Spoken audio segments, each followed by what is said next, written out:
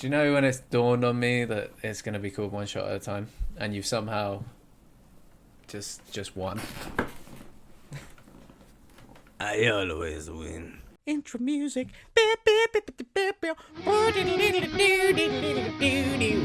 Yeah, I'll just use that until we actually get some made. Hey, I'm Elliot Alvarez. And I'm Nico Rogers, and this is One Shot at a Time. So what are we here for today, Elliot? Today, what is going on? Let's Why are we do here? it. Well, first I was going to say, how you doing, man? I feel like we haven't spoken in a little while. I'm all right. You'll be able to see if you look behind me. I've got boxes because it's time to move house. Yeah, it is. It feels like the- literally it's just mad that we haven't even seen your place because of everything that's going on. I know. Everything that's been happening with COVID-19, we've all moved at some point in the last year, and I've seen your place because it was before COVID. That's true. No, But it was haven't it was seen- actually during the armistice. It was literally in that like. Wait, have you moved? Oh no, yes. Yeah, yes. remember? Yes. Oh no, that's yes. true. Okay, you saw one place just before And we then went I've into seen the lockdown, other and then you place. saw the other place in the brief Oh, 1 it's been week. a long year, man. It's been a really Yeah, long year. I was gonna say I have a mask just to my left and everything. I'm ready to go. I feel like literally we've all moved house twice during this lockdown, which is mad. Yeah. I think even James has done the same. Yeah. I don't know why I It's, say even James as if he was the least likely. Well, he's kind of like a hermit crab, isn't he? He stays in one place until he has maxed it out, and then That's he'll true. Until someone asks bugger him off to somewhere leave, else. pretty much. Sir, you're making a scene. For once, maybe someone will call me sir without adding, you're making a scene. We're going to talk about a song, aren't we? Yeah, I believe we probably should. And we're playing on easy mode because we're talking about one of our own songs, which is not quite so difficult as getting another band in and talking to them, but That's true. But I you think you it say could be it's easy mode, and then I look at like the hard hitting content mixed with the video, and it's kind of like, yeah, I think it's a good first song. It gives us a lot to talk about anyway. so we're going to deep dive today into Make You Proud by Dead Man's Whiskey.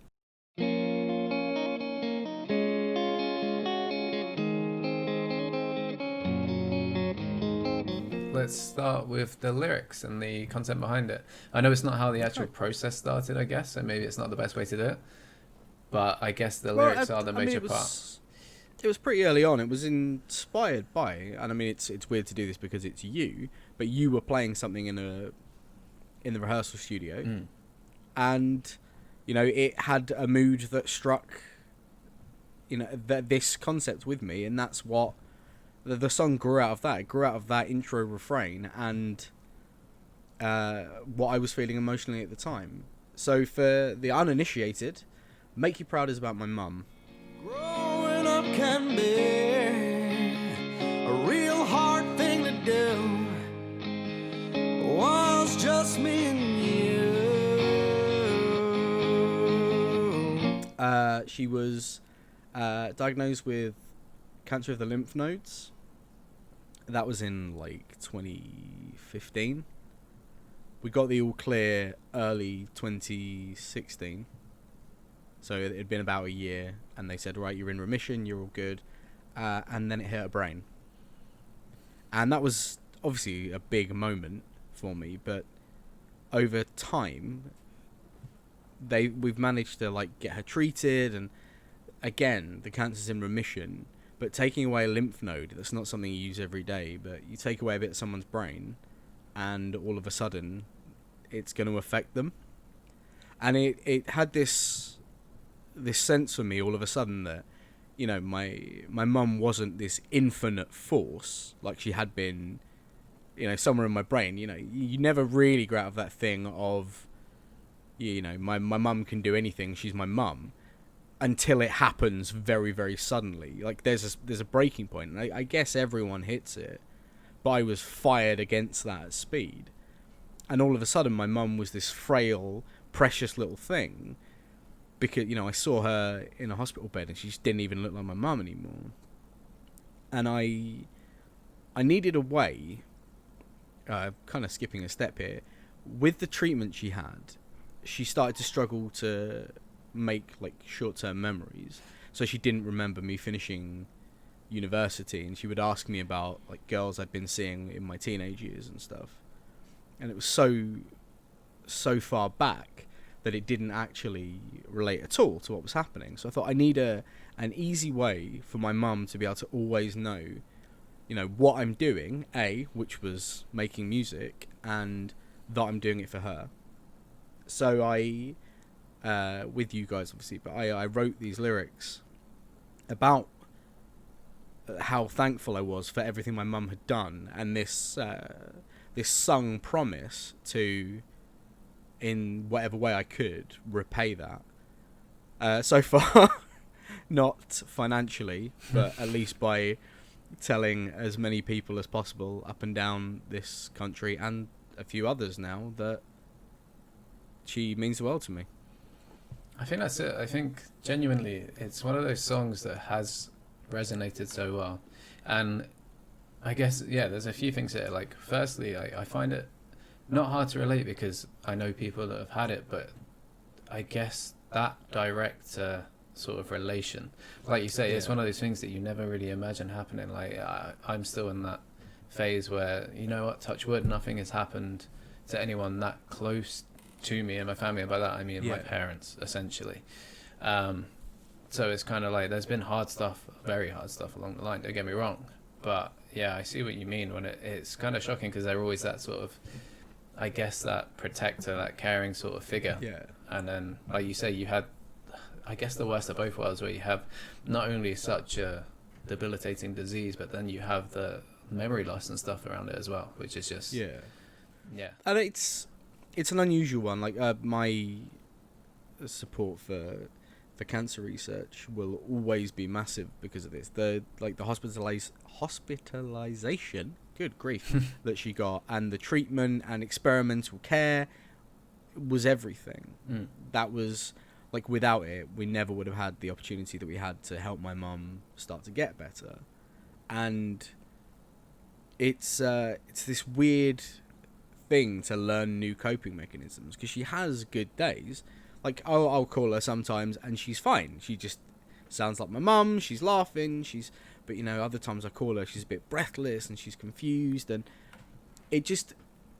she's obviously still my mum, but there are days when it's not that same woman. And those are especially the days when I, you know, re-educate her on how to use YouTube on her TV, that she does struggle with every single time. That sounds like a very modern problem, but one that she's going to have to tackle to see this. So I mean, we haven't done it on VHS tape, so I can't give it to her like that. That's true. We should, in the comments, if you want it on VHS tape, please don't tell us. Please don't. It's like the worst version of bringing vinyl back. When you said you wanted to write a song for your mum, was one thing, and everyone was completely on board with it straight away. But I guess we never really understood the actual struggle behind that and the meaning that would come out of those lyrics. I remember hearing it for the first time and I was like literally blown away.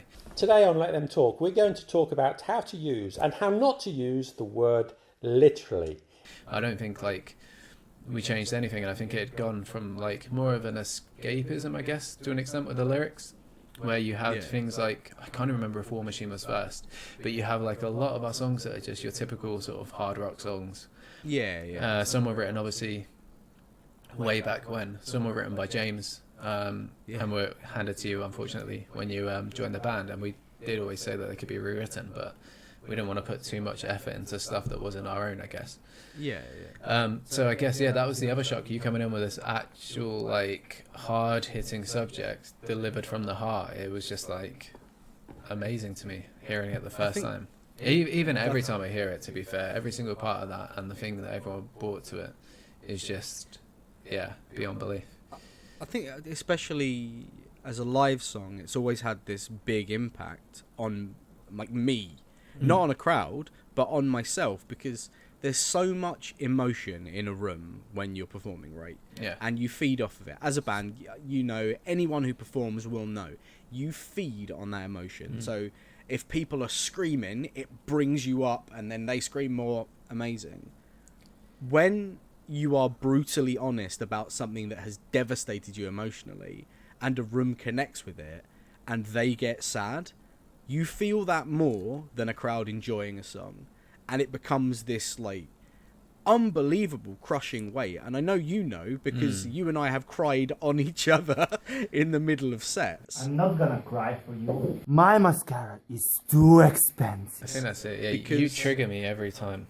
Like, not every time. That's a lie. I don't mean to. No, I'm not saying that. I think it's just like it's the overwhelming moments. You know, when it's those moments where you step back and you're like, I guess download being one, where you're just like you realize where you come to and what the meaning of the song is and what we're actually trying to achieve, and then you just see it in front of you and it just becomes overwhelming. I don't think it helps as well that you, especially in the smaller gigs, you stare people that you've come to know and love, like our fans, in the face, and you watch them burst into tears, and you're like, it's one of those things where you're really happy that people understand the song and the message, but equally it doesn't set the best vibe for a gig.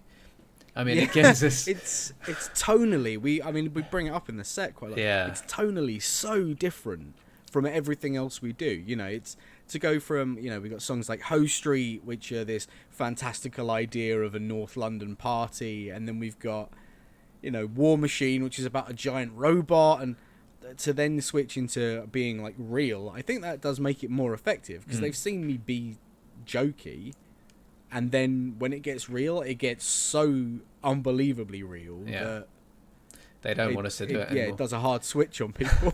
I think that's it. I think that's kind of why I appreciate where we put in our set as well. So if anyone has seen us, it will normally come before Hoe Street, mainly because we do like that release after that song, and it obviously sets up obvious jokes, but that aside, it's quite nice to go from a hard emotional song to something that you can just be reckless and that's totally tongue-in-cheek. But I think just we kept it simple, and I think it's allowed the extra elements. I mean, Bill's guitar solo on that is, I still say I think it's the best solo he's done. Genuinely, I think it's just breathtaking. So simple, so elegant, and so effective. It does exactly what it needs to do. Especially at that point in the song, you know, I've just had vocally a breakdown.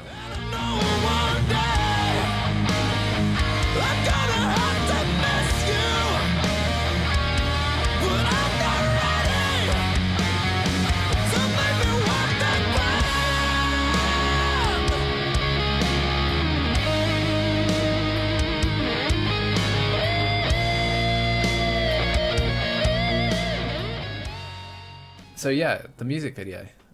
Where do we start with this? I guess. I mean, there's so many stories from this day. In fact, this is the most Dead Man's Whiskey thing I'm ever going to say. We had this grand idea of what it would be like, what it would look like. We did. Do you remember the idea? No. So I think the original idea was we wanted to get permission to go into a hospital. Bang, Liverpool blood to the jaw. Bang, Liverpool blood to the jaw. Bang, Liverpool blood to the jaw.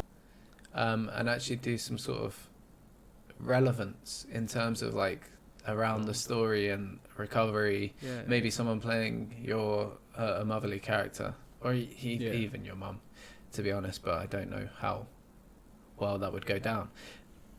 And then we realised that we were poor. I think is probably the best way to put it. So, song rich, cash poor. Yeah, precisely. And the concept was like, do you know, we're guilty of it quite a lot, where we go, look, this is what we want to do. Let's storyboard this, and then we never storyboard it, and then we get to the point where we realise we're about a week away from the shoot. From the shoot, yeah. Yeah, and the shoot had changed quite a lot. So we were filming with a guy called Zach. He actually sold it to us really well. I think he said that he's got the perfect location for us, and we were like, okay, this is sounding promising. He was like, I'm gonna get a drone in, do some drone shots. It'll cost you a bit extra, and we're like, okay, look, we can at least fork out for that. That's fine, Yeah, make it work. Yeah, precisely. And we were like, we can make this look really wicked. And he's like, do you have any ideas for the concept? We explained it, but he was like, obviously with the set that we've got, we can't do that. And I just remember being given an address and him being like, yeah, here. And I remember looking it up and being like, this is a field. This is nowhere. Yeah, this is like literally in the middle of nowhere.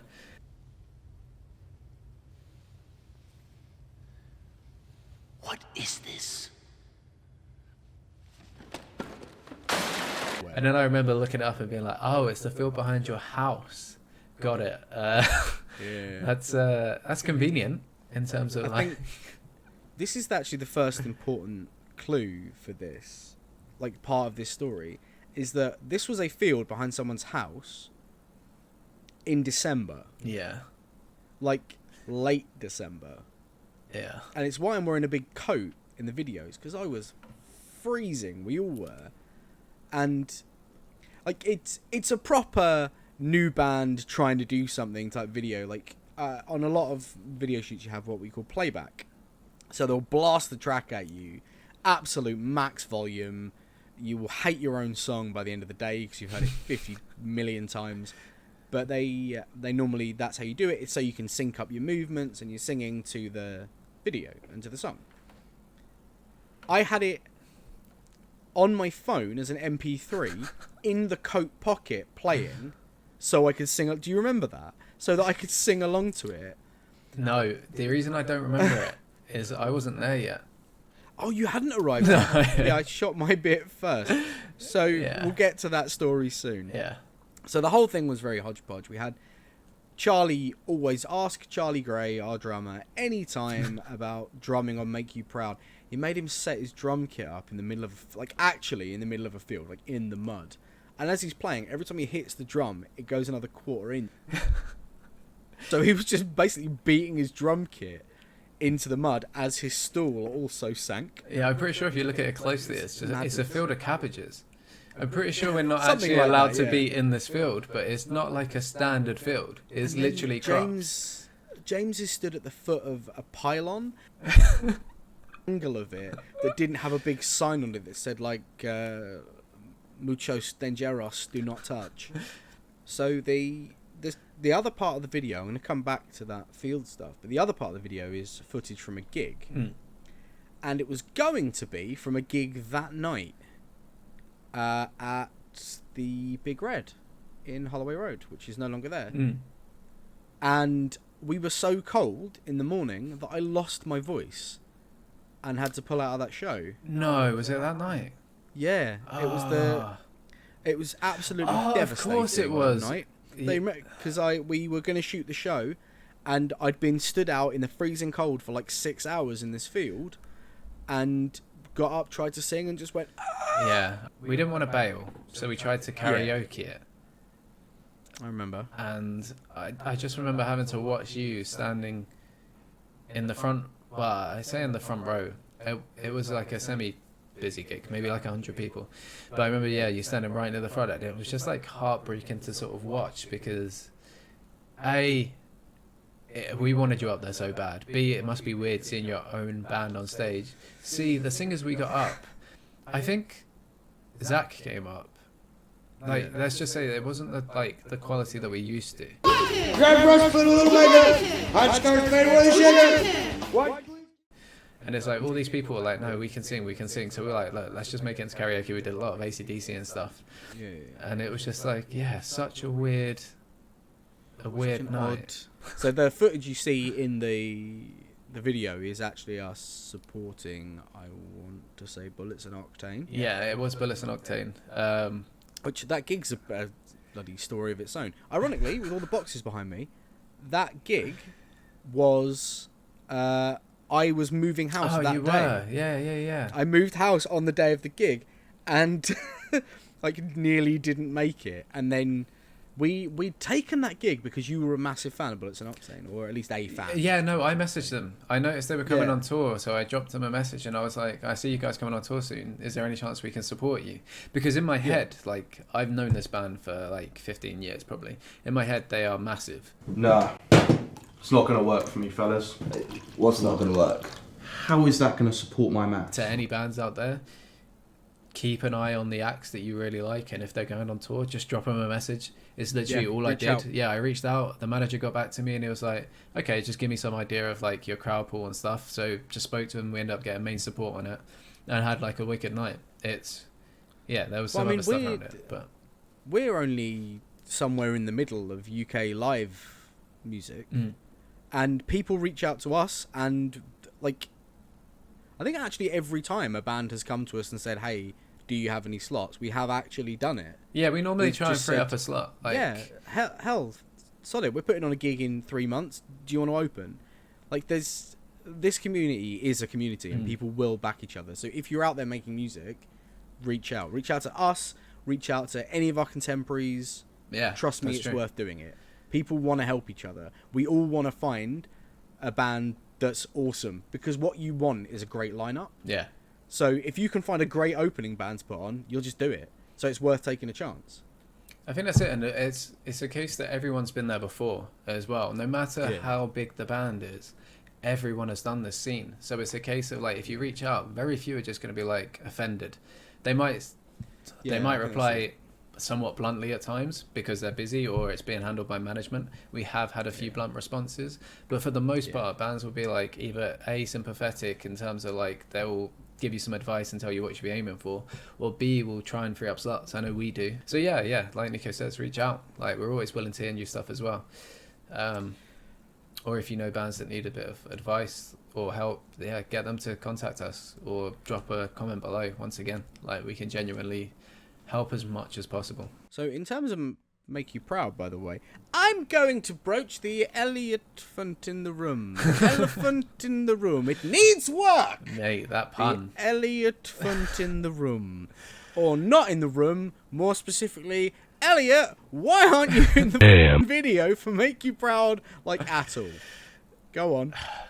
So, as Nico may have alluded to before, and to be honest, I am in that video at least 500% more than I was originally. So if you watch the video back, I'm probably in it about 2 seconds now. Maybe even more, maybe 3. But, as you alluded to, it was shot in December, and my company had the bright idea that we would be having our Christmas party the night before. Not only that, in my defense, we also had a gig the night before. I don't know if you remember that. But Where did we play the night before? Yes, we played with Stonebroken in Oxford at the Wheat In Sheaf. Oxford? Oh my, yes, in Oxford. We did. So we finished about 11:30, midnight there. Oh God, yeah. I drove back from Oxford to Wimbledon, where I was living at the time, went to my work party and was playing catch up, and I mean properly trying to play catch up. God, I remember us driving back from Oxford. Yeah, I was in a proper rush. Saying, like, I was in the car with you, and you said, I've got to go through Wickham to get back, so I'll just drop you. Yeah.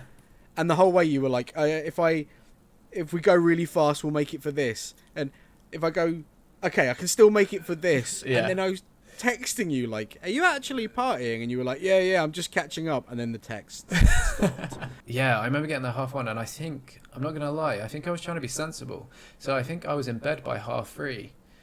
But this is the first time, the only time, I think, where I actually passed out from drinking because I was trying to play catch up so bad. I literally do not remember getting home, and I woke up in a state. I mean, let's say I had to I woke up, I think, an hour later than I was expected to leave, hence why I was late. Hey!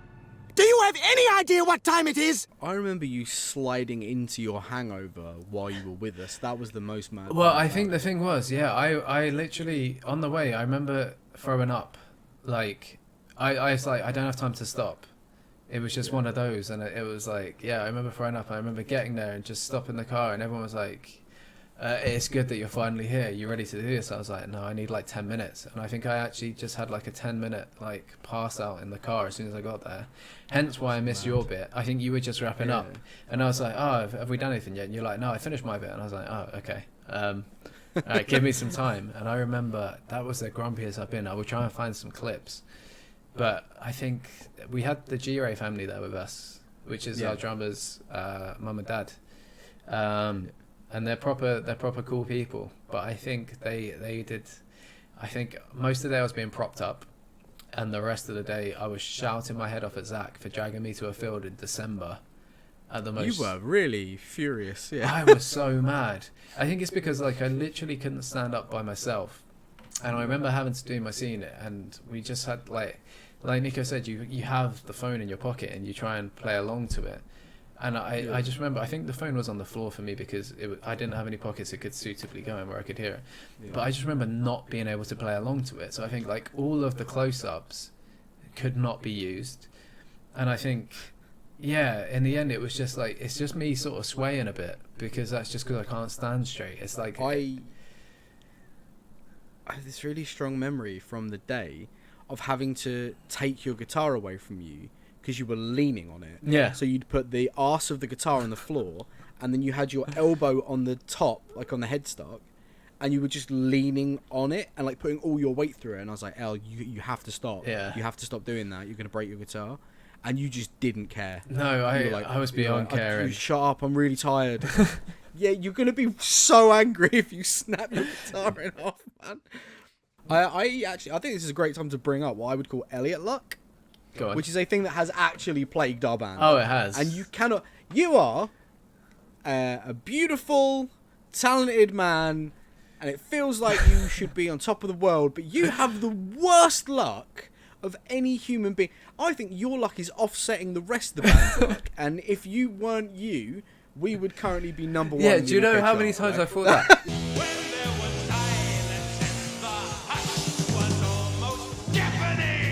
I think I've got one more story I want to tell about the Make You Proud video. Go for it. And then we're probably at the end of this lovely journey now. Okay. I want to know what the story is though. It's about Zach. I think we should beep his name when we put this video out. Oh, no, definitely. Yeah. I'll actually probably just link him as well. No, but then people know who he is. But I wanted to promote anyone that did videos for us. Yeah. Well, I'm about to say negative about him. So. Okay. No, you're going to say the one... I don't want to bring up other people's... No, okay. No, not that. Okay. Not the fact that he... Just go. Edit that out. I will. So... we took a really long time to get the video back, if you remember. Oh yeah, it took months. We'll put this under post-production. So it took ages and ages to get the video back.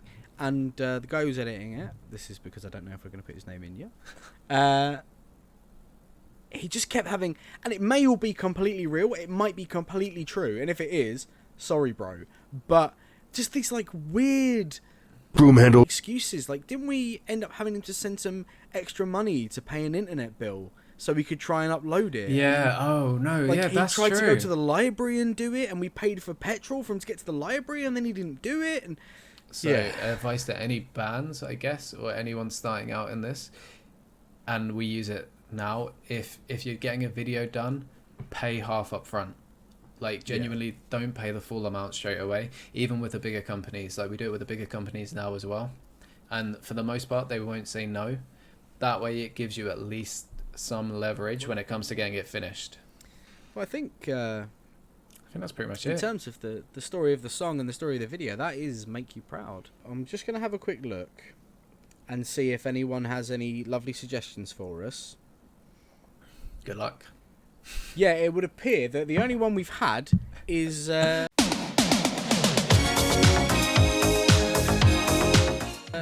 got rickrolled. is Rick Astley. Who might come on? Well played. We'll ask him. I will legitimately we always reach out to Rick Astley's people, because why not? You know what we could start doing? We could What could we start doing? Maybe over the intro video, at least have like snippets from a few different bands over time, just to give a bit more of a promotion platform, because obviously we're not going to be able to bring everyone on necessarily, so maybe it'd be like something else we could potentially do. And you know, if we don't have time to get you on, I'd be more than happy to do like a song shout out thing at the end, like here's some songs for you guys to check out. So just send us your music. Yeah, that's true. Even if you don't feel comfortable coming on, send us your music. We always want to promote new bands. Yeah. And the important things here are, if you like our weird talking, then like our weird talking, drop a like. And if you're not subscribed to Dead Man's Whiskey, well, that's you missing out. So subscribe and click the little bell icon to get notifications and always know when we're doing something terrible like this. Have you worked with people who aren't professional? I'll ring my bell, my bell. See you later. Yeah, let's just end it like that.